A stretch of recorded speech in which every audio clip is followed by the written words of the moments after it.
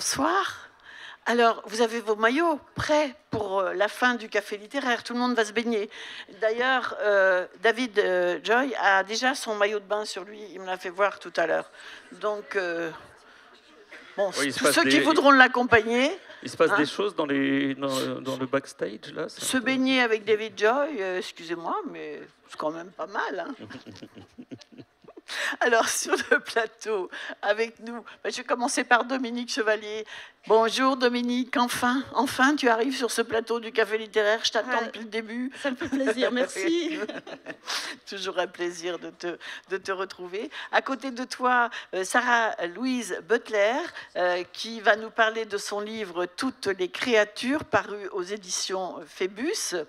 À côté de Sarah-Louise, il y a Eliza Burnham. Alors elle c'est la première traductrice interprète professionnelle que nous avons eue sur le festival Étonnant Voyageur, parce qu'il faut quand même vous dire que les toutes premières années, on allait chercher tous nos amis qui étaient bilingues pour venir faire la traduction, jusqu'au jour où on a travaillé avec Eliza, et là, ça a été vraiment, elle est revenue depuis toujours. À côté d'Eliza, pour parler de son livre qui s'intitule « Le déluge », qui est paru chez Albin Michel, Stéphane Marclay. Et puis à côté de moi donc David Joy, qui va parler de son livre Les deux visages du monde paru chez Sonatine, et qui va être interprété par Guillaume, qui est aussi un habitué du festival Étonnant Voyageur, interprète professionnel aussi, qu'on a toujours plaisir à retrouver.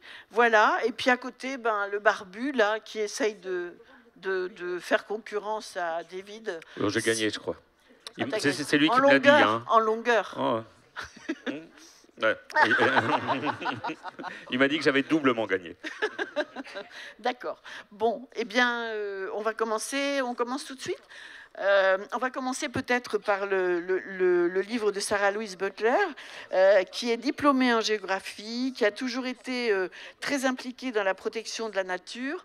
Sarah-Louise vit au Canada, en Colombie-Britannique. Toutes les créatures est son premier roman, donc c'est pour ça que c'est intéressant aussi de commencer par elle. Et ce livre a été traduit de l'anglais canadien par Charlène Busali. Voilà.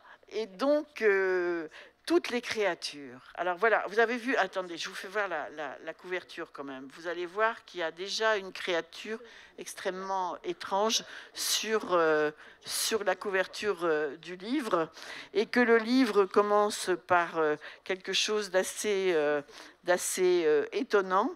Voilà, le prologue, on lit ceci. Au début de l'hiver 1920, un jeune séminariste s'accroupit dans la neige devant d'impossibles empreintes, leur forme familière, leur taille gigantesque. Ces deux attributs combinés n'avaient aucun sens. Chacune d'elles mesurait presque 2 fois la longueur de ses bottes. Pourtant, elles se caractérisaient aussi par un talon arrondi, une arche creuse et un hallux nettement plus gros que les 4 autres orteils. Voilà. Excepté leur dimension, c'était comme si le séminariste avait lui-même eu la folle idée de se promener pieds nus. Et alors, ça va provoquer quelque chose d'incroyable chez ce séminariste. Et c'est le début de l'histoire, et j'aimerais bien quand même où elle est allée chercher ce démarrage. Ce séminariste, à la suite de la découverte de ces empreintes, va tout lâcher, enfin, il va lâcher le séminaire, et il va faire des études de vétérinaire. C'est parti de là? C'est parti comment, cette idée?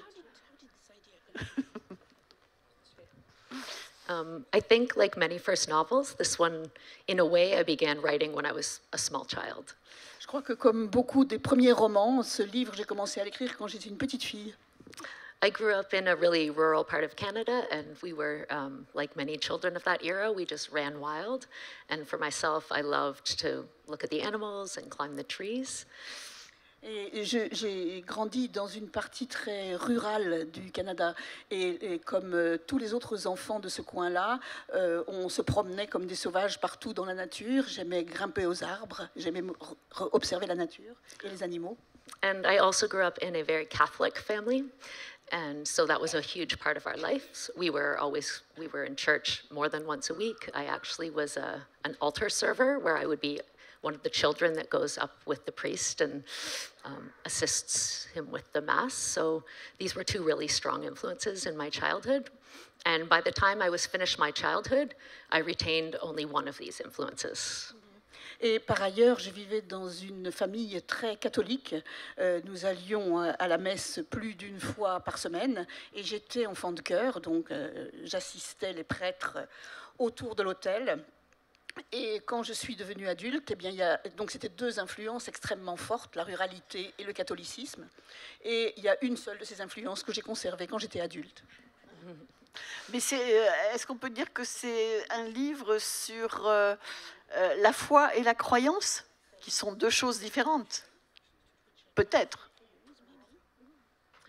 Yes, I think this is very much the case. And in fact, because as a child, I deeply believed, I was very invested. And then in losing that faith as a child, it made me think that maybe in writing the book, I could come up with a way that someone who is even much more invested and an adult could lose their faith in one instant.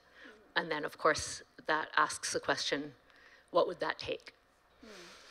Et bien sûr, oui, je crois que vous avez raison, c'est exactement de cela qu'il s'agit. Et quand moi j'ai perdu la foi en tant qu'enfant, je me suis dit en écrivant ce livre que ce serait intéressant de penser à un adulte encore bien plus investi dans la foi que je ne l'ai jamais été, comment il pouvait perdre cette foi en un instant, et alors ce que ça pouvait donner comme développement.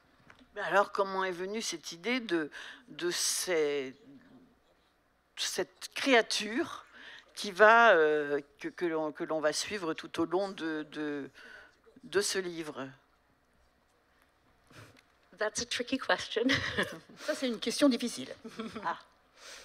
When I began writing, I actually thought I wanted to use either a bear or an ape to represent this, but I was unable to travel. We don't have wild apes in Canada. And so, yeah, I tried for a time to write with a bear because I had actually written a short story about quite an interesting bear encounter. And so that story really shaped the book because what happened was I was tree planting in the north of Canada. It's a very common student job. Bon, alors, ce qu'il faut dire au départ, c'est que pour cette créature, j'hésitais entre un ours et un grand singe. Sauf que j'ai pas pu voyager et que les grands singes sauvages, ça n'existe pas au Canada. Alors j'ai penché pour l'ours, d'autant plus que j'avais écrit une nouvelle sur un ours. Et en tant qu'étudiante, comme travail d'été, je plantais des arbres, ce qui est quelque chose qui est très courant chez les étudiants comme job de vacances.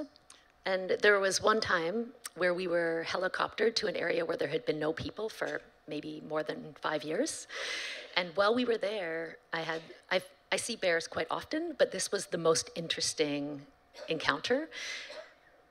Oui, et donc une fois, on nous a emmenés en hélicoptère dans un coin du Canada où il n'y avait pas eu d'humains qui avait mis le pied pendant au moins 5 ans. Et j'avais déjà rencontré plusieurs fois des ours, mais là, ça a été une rencontre particulièrement intéressante. And the reason was that this bear was maybe only 2 or 3 years old and in a huge area where there hadn't been people. So when the bear, we saw the bear, but then what was more interesting is the bear saw us. And I don't know if you've ever looked into the eyes of an animal that's never seen a human before. And the way it looked at us, in my memory, it was like this. It was so curious and just, we felt it was saying, "What are you?" And in this moment, I was only 19 years old and, I'll stop. Bon, et donc nous avons fait cette rencontre avec cet animal, cet ours, qui avait peut-être seulement 2 ou 3 ans, mais qui était dans ce lieu où il n'y avait pas eu âme humaine auparavant. Et donc, à la fois nous, on a regardé cet ours, mais surtout lui, il nous a regardé. Je ne sais pas si vous avez jamais vu l'œil, le regard d'un animal qui a jamais vu un être humain auparavant, mais c'était comme s'il se grattait la tête, c'est une curiosité, mais qu'est-ce que c'est que ça? Qu'est-ce que c'est que cet animal? Yeah, and then it asked the same question in me. I thought, what are we? And because I was raised on Bible stories, for me this was like the Garden of Eden moment, but reversed. So instead of thinking like, oh, we have no clothes, I was like, why we have clothes? What are we? And so, yeah. Et du coup, cette question que se posait l'animal, je me la suis posée moi aussi, c'est-à-dire qui sommes-nous? Et moi qui ai été élevée dans des histoires bibliques, c'était presque un moment comme un jardin de l'Éden, mais à l'envers. C'est-à-dire au lieu de me poser la question de oh là là, mais nous sommes nus, je me suis posé la question mais enfin pourquoi on porte des vêtements? And so, yeah, just this question of what are we, what is it to be human, it's something I've thought about for my whole life.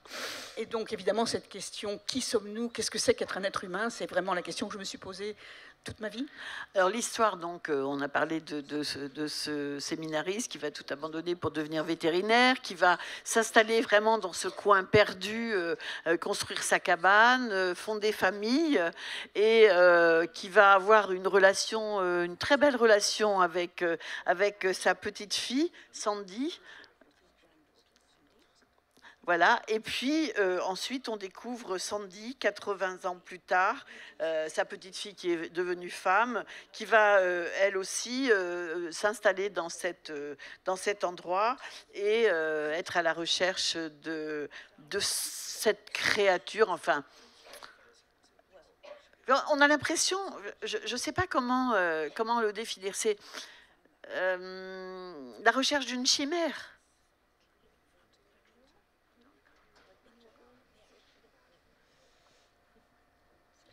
C'est ça la question. J'ai pas mis un point d'interrogation à la fin. Yeah, I think this, you're right. And initially, my intention was to be more, look at it more through a lens of ecology, because I thought it would be interesting to treat this animal as though it was a real animal. And so I'm not a biologist, but I talked with my friends who are biologists about what would be the natural history of this animal. Oui, vous avez raison. Au début, je pensais à voir cet animal sous l'angle de l'écologie. Alors, je ne suis pas biologiste, mais j'ai beaucoup parlé avec mes amis biologistes pour voir quels pouvaient être les modes de vie de cet animal. And I think, again, because I was sort of mining my early childhood memories, this idea of something a bit more mystical or magical, it just kept pushing in. And each time it pushed in, I would push it back. Mais en même temps, comme il restait ces souvenirs d'enfance qui m'importaient, il venait toujours des moments un peu mystiques, un peu magiques. Et à chaque fois que cette idée venait, je la repoussais. But at a certain point, I accepted that it wasn't going to be entirely literal, that there would be this sort of mystical, uncertain element to it. And yeah, that's just how it went. Et à un moment, j'ai fini par accepter qu'à côté de l'animal littéral, il y allait avoir cet aspect mystique. Et voilà. Alors donc on va vivre avec Sandy, petite fille, mais Sandy devenue femme et mère, enfin ses enfants sont des adultes, eux aussi, elle va venir revivre dans cet endroit, et entre les deux, il y a des allers-retours comme ça, entre le présent, quand elle nous raconte son histoire, et puis le passé qu'elle se remémore, avec des moments très durs, effectivement, très... Bon, il faut les découvrir, j'ai pas envie qu'on les raconte parce que ça va trop déflorer l'histoire, mais avec des moments très durs, et cette femme, elle est forte, cette femme quand même, elle est résiliente, ouais, elle est forte, c'est un sacré tempérament. Sometimes every author knows this. When you write a character, like if I write a woman character, people will think it's me. Alors tous les auteurs savent ça, hein. Par exemple, si j'écris un personnage qui est une femme, tout le monde va dire, bon, ben, c'est elle. But this one, it's Sandy really isn't me. And so for my next book, I made a male protagonist so that there would be no confusion. Mais en fait, c'est pas moi du tout, hein. Et puis pour le livre qui suit, j'ai choisi un héros masculin, comme ça au moins il n'y aura pas de confusion. Alors, on apprend aussi beaucoup de choses sur la nature, la vie dans la nature sauvage. C'est vraiment très, très intéressant. Je voulais encore poser une question, mais mon complice, il m'a dit non, parce que sinon on va déborder. Donc, j'ai découvert le principe de signature des plantes et j'ai trouvé ça drôlement intéressant. Eh ben, je vous en dirai pas plus puisque j'ai pas le droit de poser une question. Et comme ça, vous irez le découvrir dans ce livre, voilà, que je vous conseille, évidemment. Merci Maët. Pas de rien, hein. Me frustre. C'est-à-dire que j'aimerais qu'on garde du temps pour nos autres invités et aussi parce que le livre de Stéphane Marclay, Le Déluge, paru aux éditions Albin Michel, traduit par Charles Recourcé, c'est celui-là, le livre qui fait 1000 pages. Tout à l'heure, j'avais dit 1000, mais je me suis trompé, il faisait que 800. Non, mais celui-là, il en fait un peu... que les livres de 1000 pages. Voilà, on me donne que ça, de toute façon. Alors, et il se passe évidemment beaucoup de choses. Alors, Stéphane est né dans l'Ohio, il vit à Los Angeles, il est diplômé de l'Iowa Writers Workshop, journaliste de formation, et ça c'est important. Il mêle dans ses livres à la fois ces questions de récits un peu intimes et puis une sorte d'analyse, d'auscultation même de la société américaine. Le premier roman s'appelait Ohio, sacré grand prix de littérature américaine en 2020. Et paraît-il en cours d'adaptation pour une série télévisée chez HBO. C'est ça? Non, c'est pas ça. No, it's not. No, it's not. Ben non. C'est une légende. Don't believe anything you read on Wikipedia. Ouais, Alors, ouais, c'est pour ça que je surtout pose ne la croyez question. rien de ce que vous lisez sur C'est Wikipédia. pour ça que je m'interroge toujours quand je lis des trucs comme ça. Donc, très bien. Mais par contre, ce qui est vrai, c'est qu'Ohio, c'est un récit choral, que c'est un récit d'une grande ambition narrative, et que ce livre-ci, le deuxième, est aussi un récit choral, c'est-à-dire avec quantité de personnages qui interviennent, qui parlent, la première personne ou la troisième personne, ou dont on parle d'eux. C'est une construction romanesque ambitieuse. Et voilà, on va être pendant 1000 pages avec plein de personnages qui vont traverser, non pas le siècle, mais traverser les années qui nous restent devant nous. Ça commence en 2013 ou 2014 et on va comme ça jusqu'en 2039. Et comme vous voyez dans le titre, Le Déluge, c'est un peu ce qu'on nous annonce depuis déjà pas mal d'années, puisque ça a commencé bien avant 2013, qu'on nous annonce que les choses vont mal se passer. Et là, ça continue à mal se passer. Alors, ma question, Stéphane, alors ce que je n'ai pas dit, c'est Grand Prix du livre étranger Lire cette année. On peut le féliciter aussi parce que c'est vraiment mérité. Je voudrais, Stéphane, que déjà vous interroger sur ça, sur le fait qu'il y ait autant de voix, tant de manières d'entrer dans le récit, des fois par un jeu, d'autres fois c'est un narrateur extérieur, d'autres fois c'est des coupures de presse, des encarts, enfin il y a plein de manières, et il y a quantité de récits. Est-ce que c'était vraiment pour vous la seule manière d'aborder cette complexité du monde qui nous entoure et qui nous attend? Yeah, that's very astute. In my conception of the novel, I wanted this range of voices to sort of replicate the cacophony that we all feel bombarding us in our interactions with the media. Oui, c'est tout à fait juste ce que vous dites avec cette diversité de voix. En fait, je voulais reproduire la très grande cacophonie qu'on entend autour de nous aujourd'hui. So you get these news stories and these interstitial segments and these pages of headlines, but you don't really know who's saying what, which sort of replicates the way we encounter, rumors and disinformation and misinformation and actual news.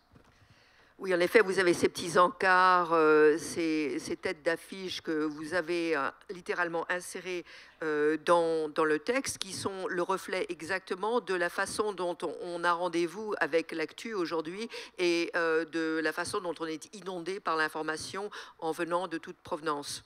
And then for each of the primary characters, there's a specific reason why their stories are told, be it second person, first person, third person, but you will not discover that till the end of the book. So you'll have to buy it and read it. Bon, pour chacun des personnages principaux, il y a une raison très précise qui fait qu'on l'introduit à un moment donné ou l'autre du récit, mais qu'on n'en sait le fin mot qu'à la fin du roman. Donc, autrement dit, vous devez aller jusqu'au bout des 1000 pages. Oui, par exemple, il y a un personnage qui est Shane, qui est en train de recruter un de ses amis. Enfin, on ne sait pas trop ce qu'elle fait. Et c'est justement un des passages où il y a en même temps des encarts. J'ai essayé de le montrer à l'écran, là.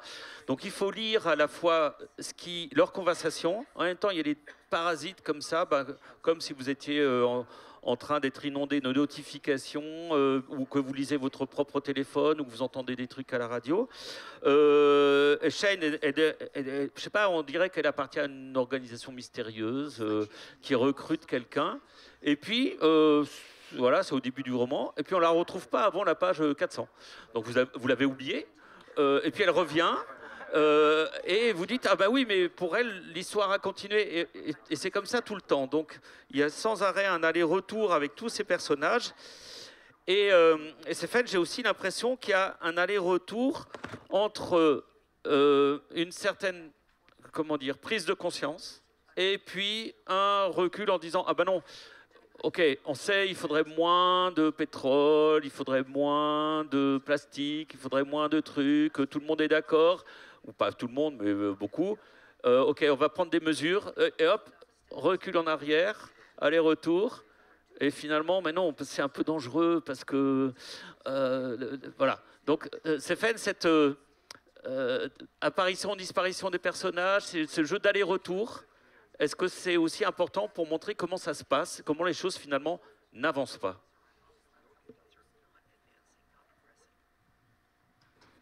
I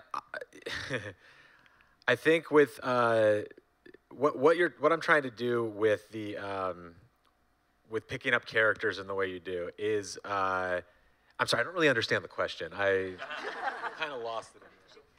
J'ai pas complètement compris la question. Oui, c'est normal. Je suis parti un peu loin. Moi, l'impression que j'ai eue, c'est que on s'attarde sur un personnage, puis on repart. Mais ce qui se passe aussi dans l'évolution historique, c'est que on va avancer, par exemple, sur une compréhension du fait que d'un point de vue écologique, il faudra arrêter telle chose. Ok.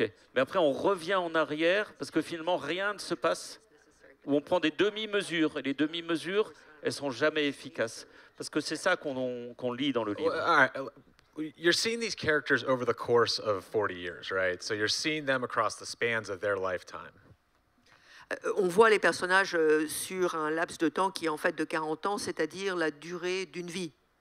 And so when you're spending time with Shane or Keeper or Jackie, you're learning about the world through their specific vision of this specific moment. So then you may pick up on another character who will retrospectively look at this disaster or political event. Oui, si vous prenez les personnages comme Shane ou Keeper ou d'autres, vous les voyez avec leur regard sur le monde et leur vécu personnel à ce moment-là. Et après, quand vous voyez à travers le regard d'autres personnages, vous pouvez également voir ce qui s'est passé auparavant. Donc effectivement, il y a un va-et-vient.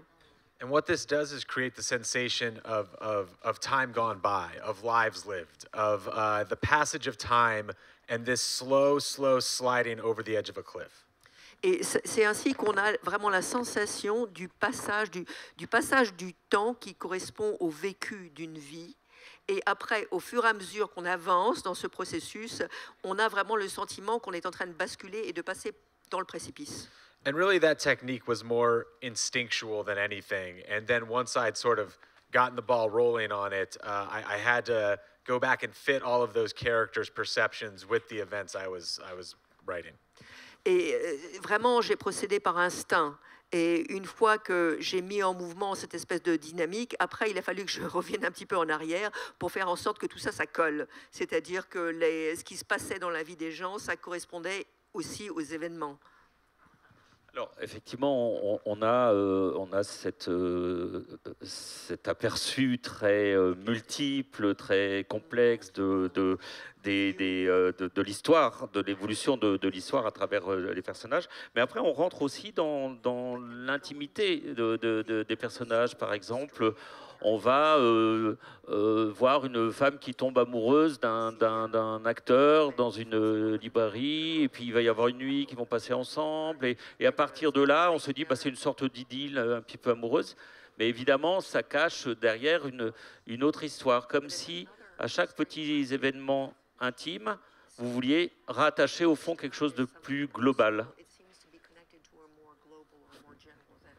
Yeah, I think that's the aim of so much of my work is to find the ligature between our personal and the political and the ecological. C'est partie intégrante de mon travail, c'est-à-dire que j'essaye toujours de faire ce lien et de jeter ce pont entre ce qui relève vraiment de l'intime et du vécu personnel et de façon plus globale la situation politique. So, you know, while we all experience the collapse of ecosystems and the rise of Trump and the far right around the world, we also experience sexy stuff. We also experience joy. We also experience the births of children and the loss of our parents and all the rest. Donc, alors que l'on assiste en fait à la catastrophe écologique, à la montée, enfin l'arrivée de Trump et la montée de l'autoritarisme, pardon. En même temps, on vit nos vies, c'est-à-dire qu'on connaît des naissances, on connaît de la joie, on a des vies un peu sexy. La vie continue. And so, in my mind, the book finds the personal lives of these characters, renders it real, and by doing that, renders the ecological crisis real. Et en fait, en mettant en parallèle les deux, la vie vécue personnelle de ces personnages donne une dimension plus réelle à la situation politique. Oui, parce qu'en fait, on est dans quelque chose de tout à fait crédible, puisque c'est la vie quotidienne des gens. Ce qui fait que on a l'impression, parce qu'on vous dit, bah ça va jusqu'en 2039, que c'est un roman de science-fiction, d'anticipation, alors qu'en fait, quand on le lit et quand on découvre tout ça, en plus avec les extraits de presse et des choses comme ça, on lit, on a l'impression de lire au contraire un documentaire hyper réaliste. Et c'est là où le travail de journaliste peut-être est important aussi. Yeah, that's right. You know, the amount of research that I put into this book paid off in the fact that it's predicted all this totally terrifying shit. Oui, toute la recherche que j'ai menée pour écrire ce livre s'est avérée extrêmement payante parce que en fait, ça a permis de décrire quelque chose d'absolument effroyable, atroce, qui est en train de se passer. I spent 2018 researching and writing how would a mega fire get out of control in Los Angeles? What would that look like? Par exemple, j'ai passé toute l'année 2018 à faire des recherches sur un méga incendie qui pourrait avoir lieu à Los Angeles. Je dis bien qui pourrait, donc à l'avenir. Oui, voilà. The set of circumstances that occurs in the book was exactly the same set of circumstances that caused the fires this January and that I watched from my balcony. Et en fait, les circonstances que j'ai décrites dans mon livre sont précisément ce qui s'est passé au mois de janvier de cette année, que j'ai pu suivre de mes propres fenêtres à Los Angeles. N'écrivez rien sur la France, s'il vous plaît, Stéphane. Stephen King dit « Vous ne serez pas prêt d'oublier ce livre prophétique, terrifiant, édifiant, un classique moderne. » Moi, je voulais terminer avec ça. Voilà. Merci beaucoup, Merci, Stéphane. bravo.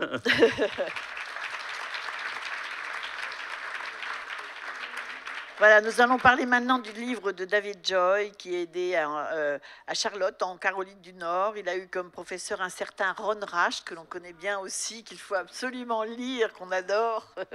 Après ses études, il enseigne pendant un temps avant de recevoir une bourse d'artiste du Conseil des Arts du Caroline du Nord. Son premier roman, Là où les lumières se perdent, est finaliste du prix Edgar du premier roman. Il reçoit le prix Hamet en 2020 pour Nos vies en flammes. Il vit en Caroline du Nord et nous dit-on, alors, partage son temps entre chasse, pêche, travaux manuels, du tricot et bien sûr l'écriture pour notre plus grand plaisir. C'est vrai tout ça? Yeah, that's absolutely true, and I'm a lot better at the hunting and the fishing and the cooking and the hiking and the being in the woods than I am the writing. Je fais effectivement tout ça, mais je suis meilleur à toutes les autres, sauf à l'écriture. C'est vraiment mon point faible. Mets pas trop tes doigts sur le micro, parce qu'on voilà, on t'entend pas bien sinon, Guillaume. Alors, ce livre s'intitule « Les deux visages du monde ». Moi, c'est un coup de cœur personnel pour ce livre, le 5e paru en français, je crois. Ce qu'il nous raconte du racisme ordinaire dans une petite ville de montagne de Caroline du Nord, où se côtoient noir et blanc dans une ambiance apparemment conviviale. Et on verra que tout n'est pas si simple. Le racisme n'a pas qu'une seule façon de se manifester. Alors ça raconte l'histoire, le retour de Toya Gardner, une jeune artiste afro-américaine, dans cette petite ville des montagnes de Caroline du Nord, d'où sa famille est originaire. Elle est déterminée à dénoncer l'histoire esclavagiste de la région. Elle ne tarde pas à s'y livrer à quelques actions d'éclat, provoquant de violentes tensions dans la communauté. Et au même moment, on découvre aussi un autre personnage, Ernie, un policier du comté, qui arrête un mystérieux voyageur qui se révèle être un suprémaciste blanc. Et celui-ci a en sa possession un carnet dans lequel figurent les noms de notables de la région. Alors, Ernie ce policier va essayer de creuser l'affaire, mais il se heurte de cette façon à sa hiérarchie. Et quelques semaines plus tard, il va y avoir des crimes qui vont venir endeuiller la région. Et voilà, ça c'est le résumé de l'histoire. Ce qui est absolument frappant dans cette histoire, c'est l'incompréhension de certains par rapport aux Noirs. Il y a par exemple un personnage très important qui est le shérif du comté, qui considère qu'il a eu comme meilleur ami un homme noir et qui ne comprend absolument pas la démarche de Toya. Expliquez-nous comment est partie cette histoire, l'idée de dire que le racisme est toujours présent, mais qu'il a différents visages, comme dans le titre. Yeah, so I think to grow up a white man in the American South and have any type of retrospective, outlook is to grow up with a incredibly conflicted identity. Oui, alors quand on est un homme blanc qui vit dans le sud des États-Unis, par définition, on a forcément une identité un petit peu schizophrène, voire conflictuelle. And so I am a 12th generation North Carolinian. My first ancestor came into North Carolina from Virginia in the late 1600s. Moi, je viens en Caroline du Nord. Je suis la 12e génération de ma famille à vivre en Caroline du Nord. Mes ancêtres, à la fin des années 1600, sont arrivés en Caroline du Nord depuis la Virginie. And that is a statement that I say with an immense amount of pride. Et j'en suis pas peu fier. But to admit that you are a 12th generation white anything in that country is almost assuredly going to mean that you are the direct descendant of enslavers. Mais on dit ça, évidemment, quand on dit qu'on est 12e génération aux États-Unis, nécessairement, on se retrouve avec des racines dans l'esclavage et on ne peut pas y couper. And in my case, that is most assuredly true. I am the direct descendant of enslavers. Et dans mon cas, c'est manifeste, c'est documenté. Je suis le descendant direct des propriétaires d'esclaves. And so you have this washing back and forth between being incredibly proud of who and where you come from, but at the same time being disgusted by part of what that history entails. Et donc il y a toujours cette tension entre une forme de fierté de vivre dans cet endroit et de là où on vient d'un côté, et puis de l'autre côté une forme de dégoût, une forme de rejet de ce à quoi on est nécessairement relié. I am someone who believes to my core that America is a country that was founded upon and perpetuated by white supremacy. Je pense fondamentalement que les États-Unis sont un pays qui ont été créés pour et qui s'enracinent dans l'histoire du suprémacisme blanc. And so one of the things that I was trying to do in this book was to look at it. I was really interested in all of the subtle ways in which that institution operates. Et moi, ce qui m'intéresse, c'est de voir les manifestations peu évidentes, subtiles, de cette institution qui a été l'esclavage. And so when we imagine, when we hear that word white supremacy, we imagine kind of a really particular image, and it's always, a guy in a white robe and a white hood with a burning cross behind him. Et quand j'utilise l'expression suprémacisme blanc, je pense que la plupart d'entre vous ont cette image mentale qui vient en tête. Tout de suite, on voit des types avec des toches blanches, avec des capuches blanches, etc., avec une croix qui brûle derrière eux. But I think the more pervading reality are all of these really subtle ways in which that institution governs these really small details of our lives.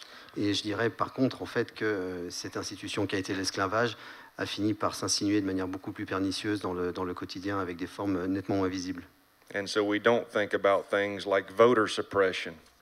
Et donc, par exemple, on ne pense pas aux mécanismes qui sont couramment utilisés pour empêcher les Noirs de voter. Or the gerrymandering of voting districts. Ou le redécoupage partisan des circonscriptions électorales. We don't think about things like pay equity. On ne pense pas aux différences de salaire. Or the fact that when a white man and a black man both leave those jobs, that the black man is much more likely to be pulled over by police on his way home. Et que quand l'un et l'autre, le noir et le blanc, rentrent chez eux après une journée de boulot, entre les deux, il y en a un qui est plus susceptible de se faire arrêter par les flics sur le bord de la route. Or that once pulled over, he is disproportionately likely to have his vehicle searched. Et que si c'est lui qui se fait arrêter pour un simple contrôle routier, il y a de bonnes chances aussi qu'au passage, les flics en profitent pour fouiller son véhicule. And those are the types of things that unless it's your reality and unless it's something that you're having to be aware of consciously, all of the time, you don't ever even really think about it. Il est difficile de devenir conscient et de rester attentif à ces détails parce qu'ils passent assez rapidement sous le radar. And so as a white man, you're participating in that system whether you want to be or not. Et en tant qu'homme blanc, en fait, on participe directement ou indirectement à ce genre de système. You're a beneficiary of that system whether you wish to be or not. C'est aussi un système qui profite aux hommes blancs, qu'ils le veuillent ou non, qu'ils s'en rendent compte ou non. Oui, alors il y a évidemment des personnages. C'est un roman, donc il y a Toya, donc qui va arriver, cette jeune femme qui va choisir la sculpture, enfin son talent d'artiste pour dénoncer justement l'esclavagisme, etc., pour mutiler par exemple une statue dont toute la ville est très fière et qui fait quand même référence à l'esclavagisme, etc., à la guerre de sécession. Et ce qui est intéressant de voir, c'est comment justement chacun va... Alors elle est révoltée et elle a des arguments pour ça. Et comment... par exemple, le shérif qui est très ami avec la grand-mère de Toya, puisque Toya va venir vivre chez sa grand-mère, le shérif qui est très ami avec la grand-mère de Toya qui est noire, donc, ne comprend absolument pas les arguments de cette jeune femme. Il ne comprend pas. C'est impossible pour lui. Le mari de cette grand-mère était son grand ami. Et là, le personnage de la grand-mère est intéressant là aussi, oui, parce que on sent quand même qu'elle comprend ce que dénonce sa petite fille. Et le shérif, lui, met en avant les moments de camaraderie avec son ami noir. Il y a un décalage là qui est absolument hallucinant. Et ça veut dire que ça existe encore, ce décalage de compréhension de ce qu'a été et de ce qu'est encore parfois la différence de vie entre les Noirs et les Blancs. Yeah, well, I think there are a lot of roadblocks to any type of civil discourse in America. Alors, il y a évidemment tout un tas d'obstacles pour parvenir à une discussion apaisée. For the most part, I think that white America refuses to engage in any type of difficult conversations. They refuse to be made uncomfortable. Je crois que l'Amérique blanche refuse, en fait, se cabre devant ce genre de discussion parce que c'est la même mal à l'aise. And more specifically, they refuse to engage in conversations regarding white supremacy outside of moments of black death and black trauma. Et à part des moments tragiques où il y a des faits divers meurtriers qui ont lieu, en principe, la discussion sur le suprémacisme blanc est quelque chose qui ne passe pas dans le discours public. And so you think about a moment like 2020, when we had Ahmaud Arbery chased through the streets and shot like a dog in Georgia. Donc par exemple en 2020, quand un jeune s'est fait courir après par la police et s'est fait descendre alors qu'il n'avait rien fait de mal, c'était un jeune noir qui passait par là dans une rue de Georgie. You jump forward a couple months and the entire world watches as police officer Derek Chauvin kneels on the throat of George Floyd for close to 9 minutes until he dies before our eyes. 2 mois plus tard, un flic du nom de Derek Chauvin appuie son genou pendant près de 9 minutes sur le cou de George Floyd qui meurt devant les caméras du monde entier. You jump forward another month and Breonna Taylor is murdered by police in her bedroom. Un mois plus tard, une certaine Breonna Taylor se fait descendre par les policiers dans son lit. And suddenly the country was at a fracture point where white America could not afford to ignore that conversation any longer. Et donc il y a eu un point de rupture et l'Amérique blanche n'a pas pu éviter cette conversation et continuer la politique de l'autruche. But even in that moment, the greater desire was for things to quiet down just long enough so that, thank God, we can usher the monster back into the closet and not have to talk about that anymore. Mais même à ce moment-là, il y a eu tout un tas d'attitudes qui consistaient à dire bon, espérons que ça va finir par se tasser, on va pouvoir remettre ce monstre au fond de son placard et plus y songer. But in the South, you have another roadblock and hurdle to that conversation, which is that you're dealing with multi-generational systemic miseducation and mishistory. Mais dans le Sud, il y a un élément supplémentaire qui est qu'on parle de siècles de manque d'informations honnêtes et de manque d'éducation sur ces questions-là qui remontent à des générations. And so I think about my grandparents, and they went to school and they were taught that the American Civil War didn't have anything to do with slavery. Je pense à mes propres grands-parents qui, à l'école, se sont entendus dire, en tant que gamins, que la guerre de sécession américaine, en fait, n'avait rien à voir avec la question de l'esclavage. My parents went to school and they were taught that the American Civil War didn't have anything to do with slavery. Et mes parents se sont vus dire la même chose à l'école. And I might look really old, but I'm not that old. I graduated high school in 2002, and I grew up going to schools where I was taught that the American Civil War was not about slavery.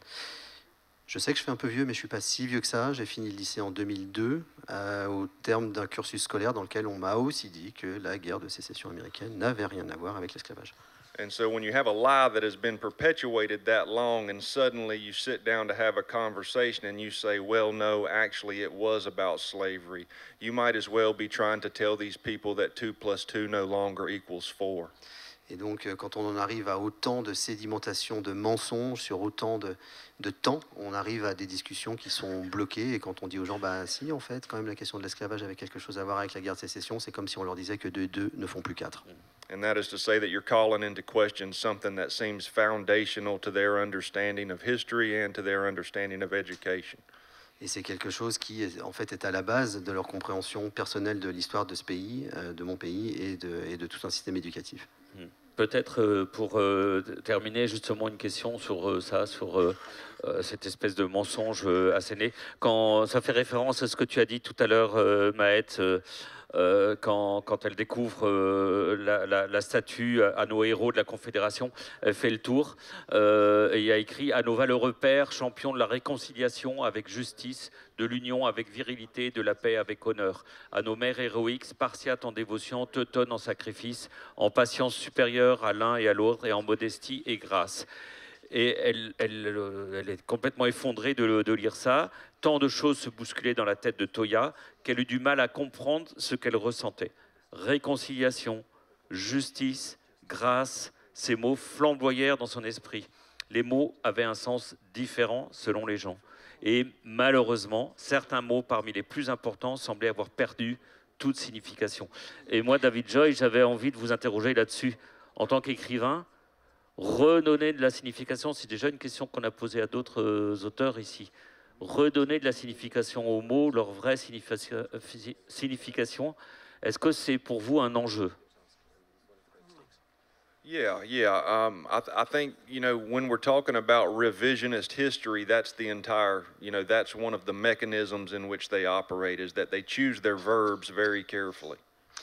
En fait, c'est une question de révisionnisme historique, hein, rien que ça. C'est en fait trahir le sens des mots et les revisiter de manière partisane. I think the thing that's important when we're having a conversation about monuments, such as the Confederate monuments that were erected throughout the American South in about the 19-teens, is to understand the context in which those statues were placed. C'est intéressant l'histoire des statues, parce que souvent c'est des statues à la gloire des héros de la Confédération qui en fait ont été érigées dans les années 1910, donc c'est-à-dire bien après, donc il faut bien avoir en tête le contexte dans lequel ces statues sont apparues. I think about someone like Alexander Stephens, who was the vice president of the Confederacy, and when the war ends, you might think that he was hanged or that he was imprisoned for treason. Je pense à Alexander Stephens, qui était le vice-président de la Confédération pendant la guerre. Au terme de la guerre, on pourrait penser qu'il avait été pendu ou au moins jeté en prison. But that's not what happens to Alexander Stephens. Within 10 years, he's the governor of the state of Georgia. Pas du tout. 10 ans après, on le retrouve à la tête de l'État de Géorgie.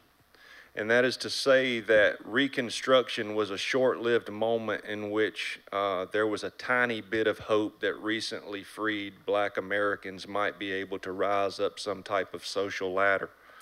En fait, cette courte période qu'on appelle la reconstruction après la guerre de sécession a été synonyme d'une lueur d'espoir, mais qui n'a pas duré très longtemps. On pensait que les Noirs allaient pouvoir s'élever socialement, mais il n'en a pas été grand-chose. That moment was short-lived and it ushered in a Jim Crow era that we are still living in the shadow of. Et en fait, à la reconstruction a succédé immédiatement la période de Jim Crow, donc de la discrimination systématique des Noirs, et on vit encore à l'ombre de cette période. And so in the early 1900s, you had groups like the Daughters of the American Confederacy who went around the American South and erected these monuments with Confederate flags as a reminder of who was still in charge. Et donc, dans les années 1900-1910, il y a des organisations comme les Daughters of the American Confederacy qui sont amusées à ériger des statues et à planter des drapeaux confédérés un petit peu partout dans le sud pour promouvoir leur vision de l'histoire. Those statues still stand today. Those flags still fly over our highways, and to any Black American that sees them, it only means one thing. Ces statues existent toujours, ces drapeaux flottent toujours au vent. Et évidemment, pour les Noirs qui les voient, ces drapeaux, ils ne peuvent dire qu'une seule chose. It means you are not welcome here. Et ça dit, vous n'êtes pas les bienvenus ici. Voilà.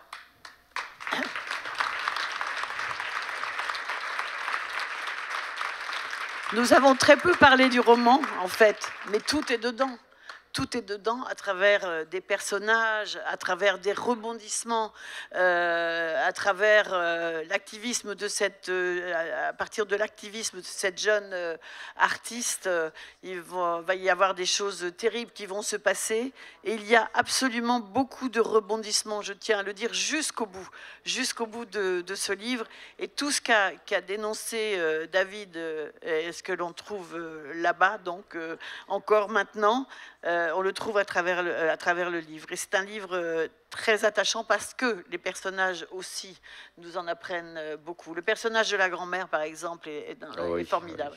Oui. Non, c'est un très, très beau livre. Les deux visages du monde de David Joy, traduit de l'anglais des États-Unis par Jean-Yves Côté. C'est aux éditions Sonatine et c'est Guillaume qui était notre interprète. Oui. C'est aussi un coup de cœur pour moi. Hein. Voilà, je veux le dire. Oui. Oui. Bah oui. Le livre de Sarah Louise Butler, Toutes les créatures, paru aux éditions Phébus, son premier roman, mais ce ne sera pas le dernier, à mon avis. Alors moi, je ne l'ai pas lu, mais je suis sûr que c'est un coup de cœur aussi pour moi. Oui. Voilà. Et puis Le déluge de Stéphane Marclay, traduit par Charles Recourcier aux éditions Albin Michel, dans la collection de Francis Geffard, Terre d'Amérique. Magnifique. Voilà, ah oui, c'est gros, mais c'est magnifique. Gros, beaucoup de presse aussi, dithyrambique sur ce livre. Merci à vous tous de nous avoir accompagnés jusqu'à ce soir. Alors, il faut quand même que vous rentriez chez vous, hein. Allez manger, allez dormir, ne restez pas là. Rendez-vous demain, bonne soirée à vous. Merci de votre attention et de votre fidélité. Nous en sommes très heureux, très, très heureux.